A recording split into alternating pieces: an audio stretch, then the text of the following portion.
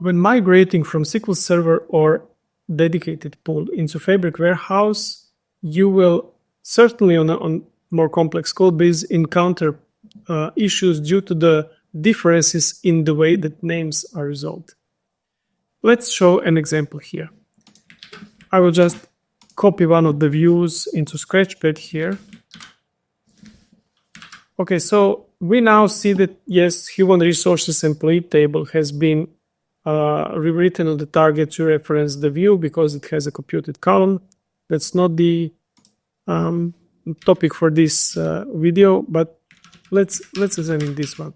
So if we have person, this is going to be resolved properly in SQL Server. Even if we have person where there is a small p, it's going to be resolved properly in SQL Server. It will not be resolved properly in Fabric Warehouse.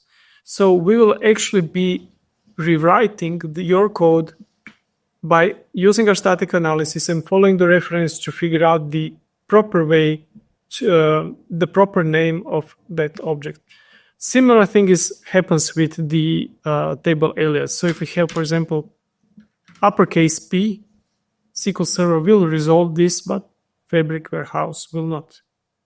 We will, in that case, also be rewriting this by changing the cases of all the table aliases to lowercase. Of course, if we have this in different parts of the code, as I start using uppercase, you will see that, yep, we are actually tracking all of that for you. Same thing goes if we have the name reference that is in mixed case, we will go ahead and track this to ensure that this is all nicely resolved in Fabric without you having to change anything, and we do this, of course, at scale.